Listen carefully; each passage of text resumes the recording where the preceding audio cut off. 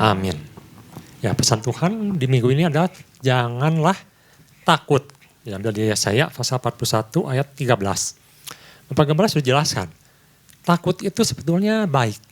Sama seperti rasa sakit. Tuhan berikan manusia itu ada rasa takut, ada rasa sakit. Itu sebagai alat kontrol dalam kehidupan kita, dalam tubuh kita. Karena kalau orang tidak merasa sakit, tidak merasa takut, maka itu sudah tidak normal lagi. Kita tahu ada penyakit yang namanya kusta. Orang kusta itu tidak bisa merasakan sakit. Jadi kita bersyukur kalau kita masih bisa merasakan sakit. Kita harus bersyukur kalau kita masih ada rasa takut. Nah, di sini masalahnya. Kalau begitu, mengapa pesan Tuhan ini mengatakan janganlah takut? Karena yang jadi masalah itu bagaimana kita menangani rasa takut itu. Dengan siapa kita menghadapi rasa takut itu. Jangan rasa takut itu menguasai hidup kita. Jadi persoalannya adalah tindakan apa yang harus kita ambil ketika rasa takut itu muncul. Kalau ibu bapak rasa sakit, ibu bapak periksakan ke dokter. Dok, saya sakit apa? Lalu dia masalah. Oh, ini ibu kekurangan vitamin C, misalnya, kekurangan vitamin C. Pengobatannya apa? Ya ibu harus makan vitamin C. Nah, kalau rasa takut, obatnya apa? Nah, Alkitab memberikan tahu kita. Sebenarnya Tuhan sudah berikan solusinya. Tuhan sudah berikan jawabannya. Nah, saya mengingat di Alkitab itu ada tokoh di mana Tuhan mulai memperkenalkan dirinya. Mari kita lihat Yesaya pasal 41 ayat 13 dulu. Ini menjadi ayat yang utama yang akan kita renungkan. Sebab aku ini Tuhan Allahmu. Kalau dalam terjemahan Yunani, ego eimi, ini menunjukkan suatu hakikat. Siapakah Tuhan yang kita sembah saat ini?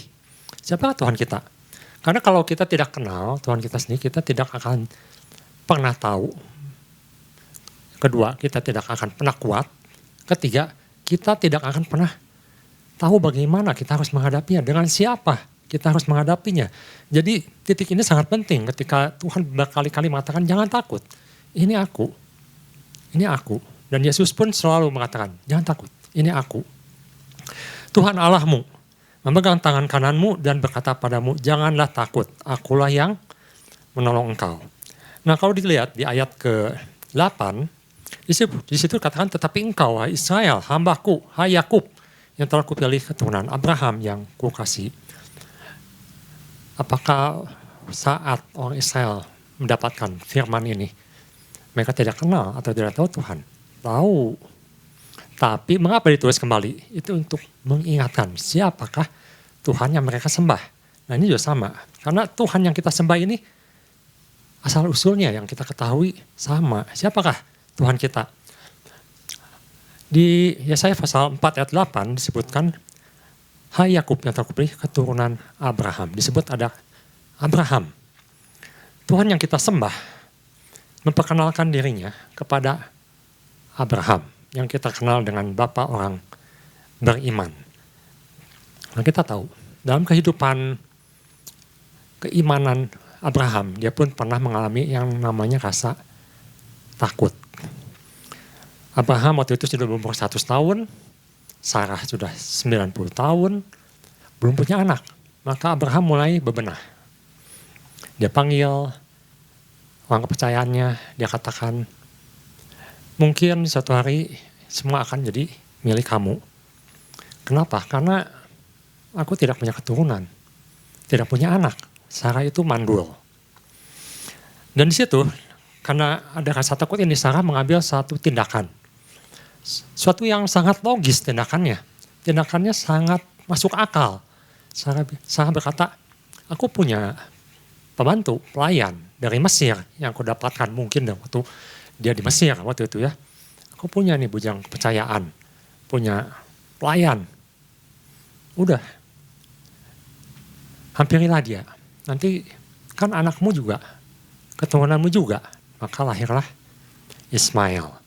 Nah, pertanyaannya, apakah tindakan Sarah ini benar di mata Allah? Itu menjadi pertanyaannya. Ketakutan atau rasa takut yang ditindaklanjuti dengan satu perbuatan atau putusan, tindakan yang sebenarnya Tuhan katakan enggak. Bukan. Keturunanmu itu nanti aku akan berikan, yaitu Ishak, bukan Ismail. Itu Tuhan tegas sekali dan itu diteguhkan ketika Paulus mengatakan keturunan dari Ishak, bukan dari keturunan hamba atau keturunan Hagar. Nah, kadang-kadang kita hidup seperti itu. Ketika kita merasa khawatir, ada intimidasi, ada rasa takut. Apapun masalahnya, macam-macam. Semua bidang, mau keuangan, mau kesehatan, mau hubungan sosial, apapun. Kadang kita mengambil suatu tindakan yang bisa salah. Karena itu kita pertama harus kenal dulu siapakah Tuhan kita. Tuhan kita itu adalah Tuhan yang diperkenalkan adalah Tuhan Abraham, Ishak, Yakub, Israel yang nanti di perjanjian baru menyatakan dirinya sebagai Yesus Kristus. Nah, itu penting sekali. Jadi kalau kita tidak kenal Tuhan kita sendiri, kita tidak kenal Yesus Kristus sendiri, bagaimana kita bisa memutuskan, bagaimana kita bisa berjalan, bagaimana kita bisa mendapatkan kekuatan, tidak mungkin. Walaupun kita mengaku kita orang Kristen. Apa bedanya orang Kristen dengan orang dunia? Kalau kita tidak mengenal Tuhannya sendiri. Nah, di Keluaran pasal 5 ayat 2, Firaun pun mengatakan, aku tidak peduli siapa Tuhanmu, aku tidak kenal Tuhanmu. Nah, ini gawat. Kalau manusia sampai bilang, aku nggak peduli, aku nggak mau kenal Tuhanmu, yaitu Tuhannya Abraham, Tuhannya Ishak, Tuhannya Yakub. Apa yang Tuhan lakukan? Dia memperkenalkan dirinya kepada Firaun. Tapi dengan cara yang dahsyat, yang menakutkan, yang menghukum. Firaun katakan, aku kenal Tuhanku, dewa ular, dewa kodok, dewa belalang. Semua aku kenal, tapi Tuhanmu aku nggak kenal. Terus Tuhanmu bisa apa? Nah ini, kalau dilihat Tuhanmu bisa apa? Maka Tuhan datangkan 10 tulah. Sampai maut pun, Tuhan katakan itu dalam kuasaku.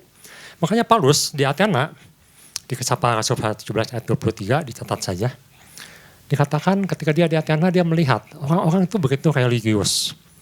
Yang mengatakan mereka bersembahyang, mereka menjemah dewa-dewa yang tidak mereka kenal. Tapi kita beda.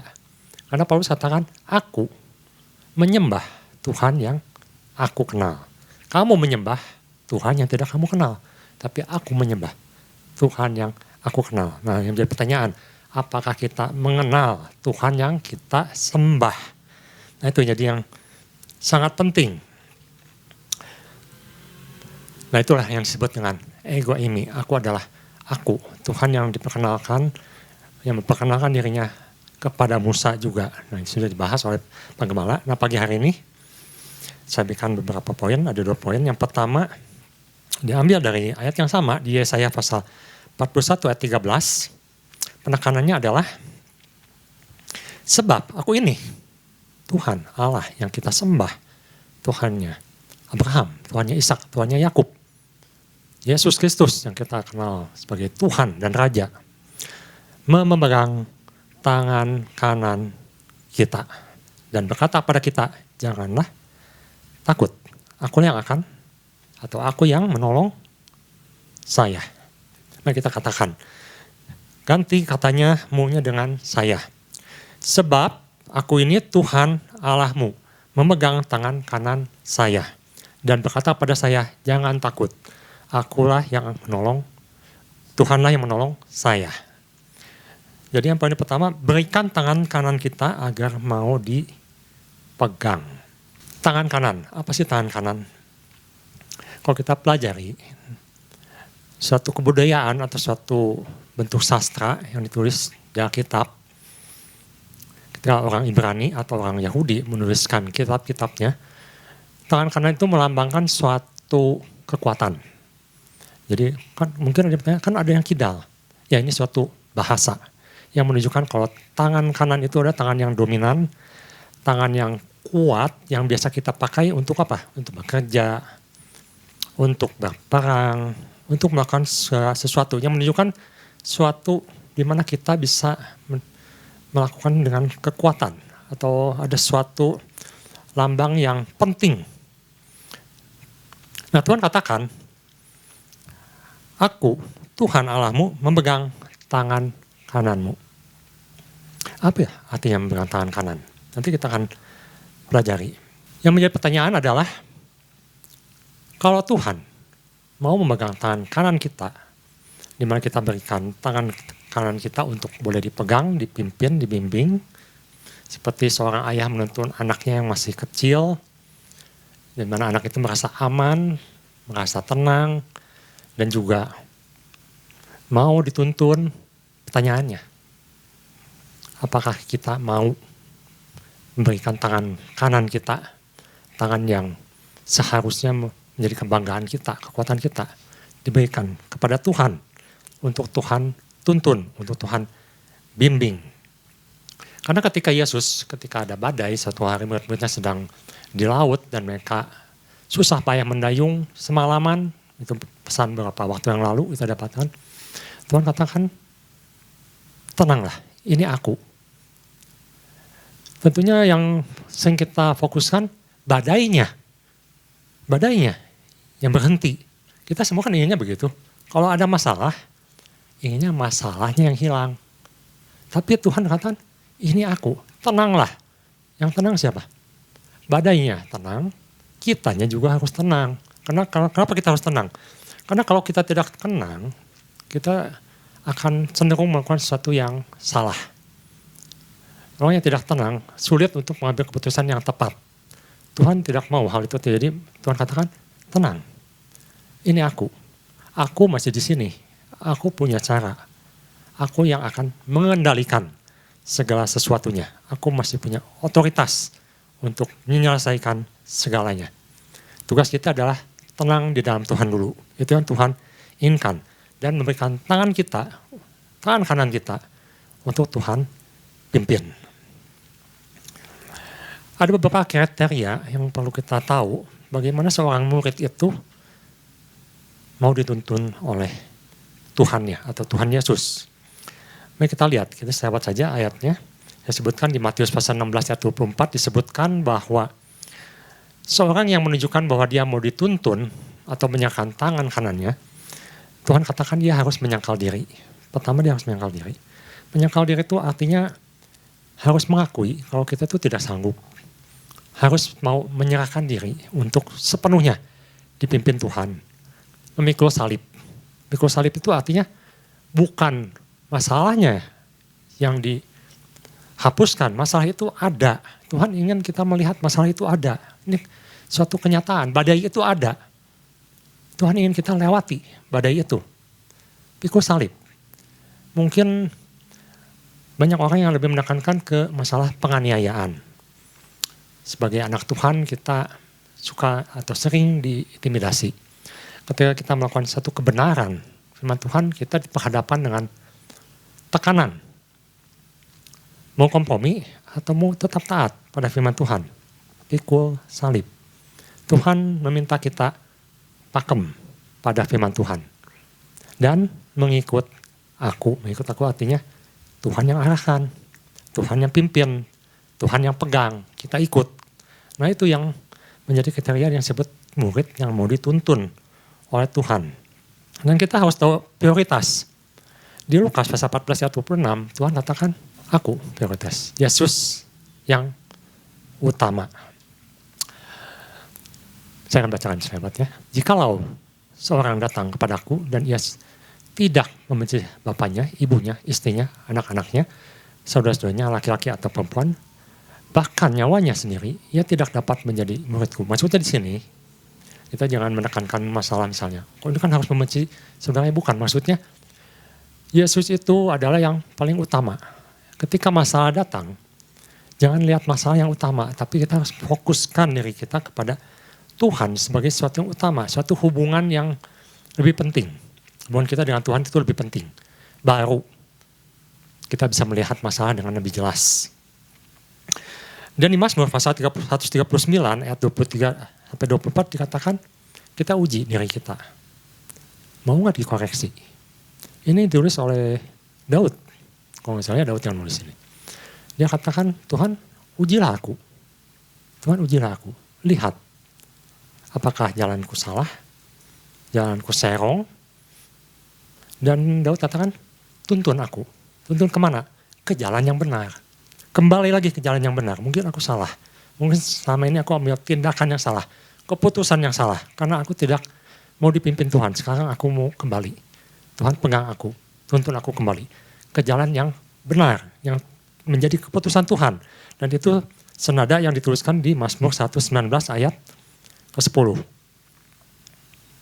Nah, kalau ini Yesaya 54 ayat 10 kita akan lihat. Yesaya pasal 54 ayat 10, ini ada suatu janji Tuhan untuk anak-anak yang mau dipimpin, yang mau dipegang tangan kanannya. Ini kita baca bersama-sama 3, 2, 1. Sebab biarpun gunung-gunung beranjak dan bukit-bukit bergoyang, tetapi kasih setiaku tidak akan beranjak padamu, dan perjanjian damaiku tidak akan bergoyang. Firman Tuhan yang mengasihani engkau. Ada janji Tuhan, gunung-gunung, walaupun gunung-gunung beranjak. Ya kita tahu, Tuhan katakan di akhir zaman semuanya harus terjadi. Peperangan, gempa bumi, kejahatan, semuanya akan muncul. Orang akan semakin jahat, kasih akan semakin dingin. Tapi ada janji Tuhan, kalaupun sampai terjadi gempa bumi, gunung pun beranjak sampai berpindah, Tuhan katakan Tuhan tetap beserta kita. Di situ dimana dikatakan Tuhan itu lebih dari gempa bumi. Tuhan lebih dari apa yang bisa terjadi di dunia ini. Tuhan lebih kuat, Tuhan lebih besar. Jadi Tuhan katakan jangan panik. Jangan takut, kasih karunia Tuhan beserta kita semua. Jadi ini menjadi pegangan di poin pertama ini. Kasih karunia Tuhan beserta kita walaupun keadaan di luar terjadi. Masih terjadi, ada badai. Tapi yang penting kita dengan siapa. Dan kekuatan mana yang akan mendukung kita. Yaitu ada tangan Tuhan yang memegang kita, yang mengarahkan, yang menuntun kita. Kalau kita mau dituntun, kalau kita mau menyerahkan tangan kita dituntun oleh Tuhan. Itu yang menjadi poin yang pertama. Bagian kedua, Allah bermaksud mengangkat naik di situasi yang kita anggap buruk. Yesaya pasal 41 ayat 11. Sesungguhnya semua orang yang bangkit amarahnya terhadap engkau akan mendapat malu dan kena noda. Orang-orang yang membantah engkau akan seperti tidak ada dan akan binasa. Apa ini artinya? Kita saya nyanyi, kita lebih dari pemenang. Ya ini yang Tuhan katakan, kamu adalah umat pemenang. Musuh kita, siapa? Bisa iblis, bisa masalah, bisa apapun yang menekan kita, yang membuat kita takut. Tuhan katakan, mereka akan malu. Kok bisa malu? Ya karena Tuhan kita lebih kuat. Tuhan katakan bersama Tuhan pasti menang. Kuncinya sebenarnya sangat sederhana. Tetapi yang perlu kita ingat kembali, perlu dikuatkan kembali. Tapi Tuhan, masalah saya ini nggak mungkin bisa diselesaikan. Masalah saya terlalu besar. Nah kembali, mana yang lebih besar? Masalahnya atau Tuhan kita? Kalau kita percaya Tuhan kita adalah Tuhan Abraham, Ishak, Yakub, Tuhan Yesus yang dicatat di Alkitab, yang dikatakan tidak ada satupun kuasa yang lebih besar daripada Tuhan kita.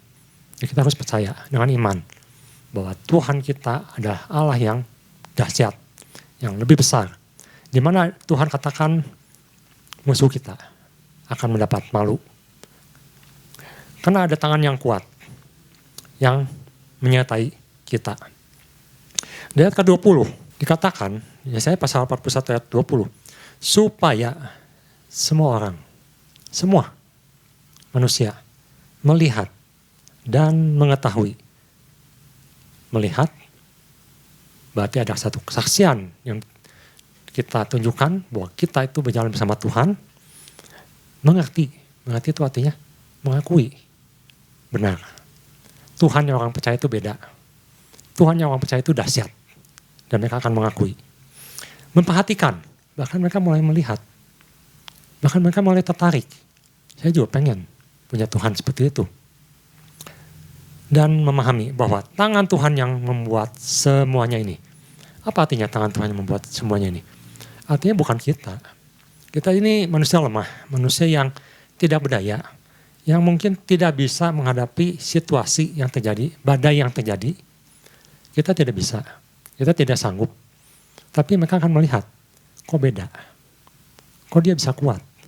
Kok dia bisa bertahan? Kok dia tetap ceria? Kok dia tetap bersukacita dalam Tuhan? Itu yang akan mereka lihat, bahwa di dalam Tuhan itu berbeda. Ada pembedaan, ada pembelaan Tuhan kepada umat Tuhan, kepada anak-anaknya. Dan mereka berkata, benar, Tuhan mereka adalah Tuhan yang dahsyat. Itu beda ya kalau misalnya kita melakukannya seperti ini. Pak, kok Bapak bisa melalui ini? Oh iya, karena saya kuat, saya hebat, latar belakang saya ini, gelar saya ini.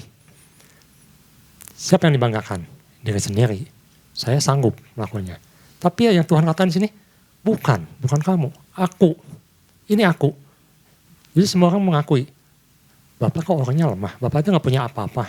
Bapak itu sebenarnya orang yang tidak diperhitungkan, tapi kok hidupnya bisa seperti ini. Maka kita akan berkata, karena Tuhanku dahsyat. Dan biar semua untuk kemuliaan, untuk nama Tuhan, kita berikan tepuk tangan untuk Tuhan kita. Jadi semua kemuliaan adalah untuk Tuhan. Jadi kita bisa mengerti di sini, mengapa kita tidak perlu takut? Karena Tuhan akan menunjukkan siapa dirinya. Dan semua akan melihat. Semua akan melihat. Di dunia ini sekarang seolah-olah kita bisa melihat ada negara yang hebat dengan kekuatannya. Ada negara yang hebat dengan mata uangnya. Tapi kita akan melihat, kalau anak-anak Tuhan, akan Tuhan berikan kuasa, akan berikan kemuliaan di dalam nama Tuhan ketika kita mau dipimpin. Dan mereka yang di luar Tuhan akan melihat, mereka akan memperhatikan bahwa ada pembedaan antara anak Tuhan dengan anak dunia. Nah kalau gitu, apa yang bisa kita lakukan? Jelas, jangan lepaskan pegangan kita. Kalau kita lepaskan, artinya kita jalan sendiri. Nah, sesuatu yang menarik, kita lihat di Yohanes pasal 14 ayat 16. Tuhan katakan, aku memegang tangan kananmu. Artinya Tuhan yang membuat tangan kita kuat. Tuhan yang membuat tangan kita kuat untuk berperang. Tuhan yang akan membuat tangan kita diarahkan kepada apa yang Tuhan mau. Di Yohanes pasal 14 ayat 16 dikatakan Tuhan akan mengirim penolong untuk kita. Mungkin kita sulit kalau kita membandingkan seperti perjanjian lama, seperti apa Tuhan menolong. Sepertinya jauh, Tuhan yang jauh. Tapi Tuhan katakan, aku akan mengirim penolong. Dan penolong ini sudah ada, sudah diberikan dalam diri kita. Aku akan minta kepada Bapa dan dia akan berikan kepadamu seorang penolong. Yang lain, yaitu Roh Kudus, supaya ia menyertai kamu selama-lamanya. Nah ini kita tanamkan, dimana saat kita takut, kita harus ingat, Tuhan sudah kirimkan penolong. Siapa penolong kita? Roh Kudus. Dan semua orang percaya, semua orang yang sudah menerima Kristus, ada penolong. Roh Kudus. Yohanes pasal 16 ayat 13. Roh inilah, atau Roh Kudusnya yang akan memimpin. Tadi kan kita tahu, kalau kita mau dipimpin, kita harus ikut Tuhan. Nah, di sini katakan, Roh Kudus yang akan memimpin kamu. Di Yohanes pasal 16 ayat 13 dikatakan, Roh ini yang memimpin dalam kebenaran. Tetapi apabila ia datang, dan dia sudah datang sekarang, yaitu Roh kebenaran, ia akan memimpin kamu ke dalam seluruh kebenaran, sebab ia tidak akan berkata-kata dari dirinya sendiri, tetapi segala sesuatu yang didengarnya, itu yang akan dikatakannya. Dan dia akan memberitakan kepadamu hal-hal yang akan datang. Bukan cuma memimpin, bahkan diberitahu hal-hal yang akan datang. Artinya kita bisa mengantisipasi, kita bisa berjaga-jaga, kita bisa bersiap-siap. Roh Kudus yang akan menyatakan. Di Kisah pasal 1 ayat 8 dikatakan, dan dia akan berikan kamu atau kita kuasa. Kalau Roh Kudus turun ke atas kamu dan kamu akan menjadi saksiku. Di situ katakan, tetapi kamu akan menerima kuasa. Ada kuasa. Nah, yang menarik di sini, semua ayat-ayat ini yang mengatakan bahwa Roh Kudus akan memimpin, akan menguatkan, akan memberitahu, semuanya dalam konteks atau koridor kebenaran firman Tuhan. Dengan kata lain, kalau kita mengambil keputusan di luar firman, itu artinya kita melepaskan pegangan kita. Sangat simpel. Kalau kita keluar dari apa yang Tuhan inginkan, yang sudah dinyatakan dalam firman Tuhan, itu artinya kita keluar atau kita melepaskan tangan kita dari Tuhan. Tetapi kalau kita berpegang pada firman Tuhan, maka jelas Tuhan mengatakan, Sang Penolong ini akan menyertai, akan berikan kuasa, akan memimpin. Nah, ini sebagai ayat terakhir, Roma pasal 8 ayat 26. Roma 8 pasal 26. Demikian juga, Roh membantu kita dalam kelemahan kita. Kita itu lemah. Kita harus mengakui kita itu lemah. Sebab kita tidak tahu bagaimana sebenarnya harus berdoa. Tetapi Roh sendiri berdoa untuk kita kepada Allah dengan keluhan-keluhan yang tidak terucapkan. Dengan kata lain, kita bisa curhat kepada Tuhan. Karena kita ada Roh Kudus dalam diri kita. Dan Roh akan menyampaikan keluhan-keluhan, ketakutan-ketakutan, kekhawatiran kita, di mana Roh sendiri nanti akan memimpin, akan menolong, akan berikan kuasa supaya kita kuat dalam menghadapi segala badai yang sedang terjadi.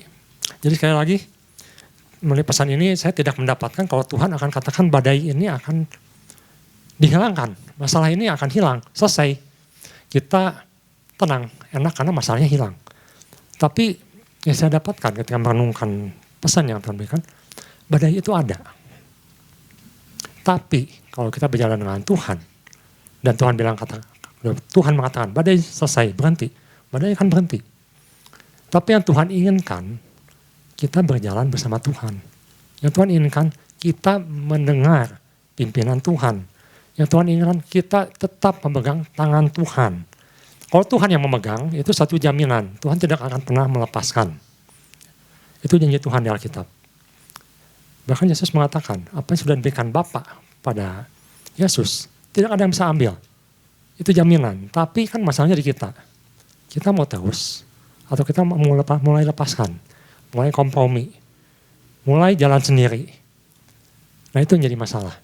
Tapi Tuhan katakan, selama kita memegang tangan Tuhan, maka semua janji-janji Tuhan, semua yang terjadi pada Abraham, di mana janji-janji Tuhan digenapi, di mana janji-janji Tuhan dipenuhi. Tuhan katakan, kita akan melihatnya. Tuhan akan muliakan. Tuhan akan berikan kita menjadi saksi, di mana semua orang akan melihat dan terheran-heran. Ada pembedaan yang Tuhan berikan pada kita. Dan kita menjadi umat pemenang. Demikian firman Tuhan, Tuhan Yesus memberkati.